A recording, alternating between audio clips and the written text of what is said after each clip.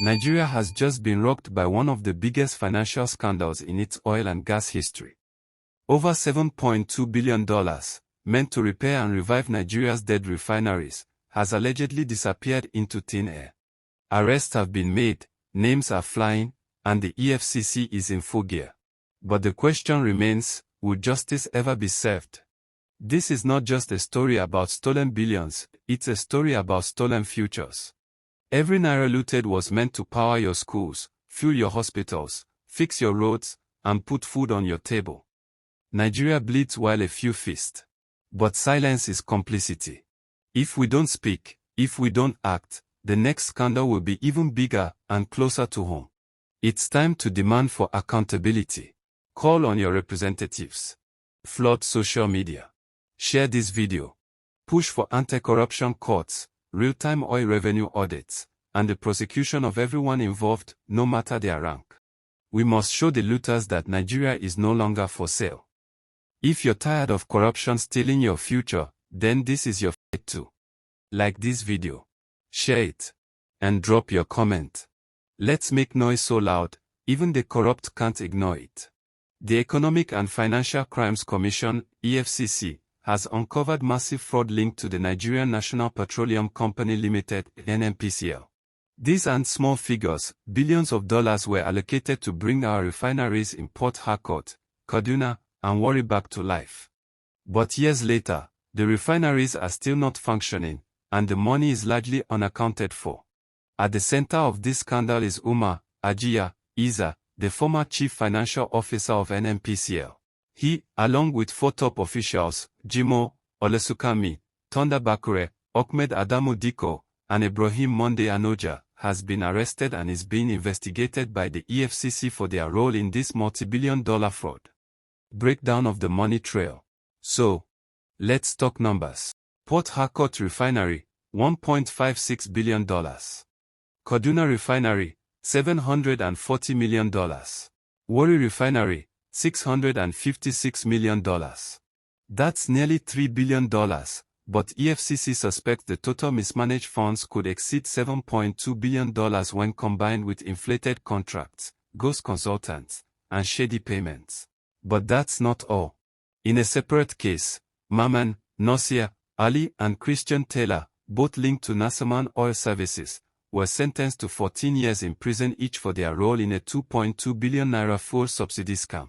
They claim government money for fuel that was never delivered. So the big question is, how can the court sentence someone who stole 2.2 billion naira 14 years imprisonment, while we see people giving death sentence for stealing a phone?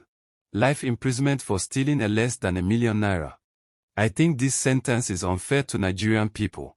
What do you think, guys? 2 others, Oluwashan, Ogunbambo, and Olabisi, Abdulafiz, are still at large. The EFCC has declared them wanted fugitives. Similarly, Shun Ogunbambo, the managing director of Fago Petroleum, is on the run for allegedly defrauding the country of 976 million naira through fake subsidy claims. Meanwhile, in Port Harcourt, the EFCC also arraigned Ugochukwu Joseph Wemora, executive director of Pen Hydropel Oil and Gas Ltd, over a $750 million bank loan scam. He allegedly deceived the bank with false contracts related to oil infrastructure. The network of corruption runs deep and across multiple sectors. Here's how the scandal has unfolded. March 26, 2025, Nasir Ali and Christian Taylor rearraigned. May 27, 2025, both sentenced to 14 years imprisonment. June 13, 2025, Fago Petroleum MD declared wanted. June 17, 2025, Pen Hydropel Director arraigned. June 23, 2025, EFCC arrests Umar Isa and 4 other NNPCL executives. June 24, 2025, EFCC confirms active probe into $7.2 billion refinery fraud. This level of corruption isn't just a moral failure. It's an economic disaster. While our refineries remain dead, Nigeria spends billions annually importing fuel. Inflation is surging, the naira is collapsing, and ordinary citizens are paying the price at the pump and in the market. How can citizens trust government reform efforts when this level of rot exists in our most strategic sector? The oil and gas industry should be the engine of our development, but instead, it's become a feeding trough for corruption. While the EFCC's efforts are commendable, we must ask, can the EFCC bring this case to justice? Nigeria's legal system has a long history of dragging out trials for the rich and powerful. And despite the arrests, no recovered funds have yet been announced. To curb this monumental corruption, Nigeria needs to digitize all oil sector transactions, enforce real-time auditing and public tracking of oil revenues, create an independent petroleum oversight agency, make project contractors and NNPC officials personally liable, implement mandatory 30-year jail minimums for oil fraud, or should Nigeria adopt the Chinese model? China has a zero-tolerance anti-corruption model. Their special anti-graft courts, public trials, and swift sentencing, including life imprisonment and even capital punishment in extreme cases, send a strong deterrent message. Should Nigeria consider such a model, or at least a toughened version of our own legal enforcement?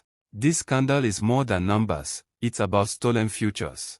Every naira lost to corruption is a school not built, a road not paved, a hospital without medicine.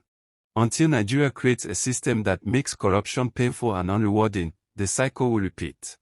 So now I ask you, do you think the EFCC will bring these people to justice? Should Nigeria adopt a tougher anti-corruption model like China's? And what should happen to those found guilty? Drop your thoughts in the comments. Subscribe for more investigative stories.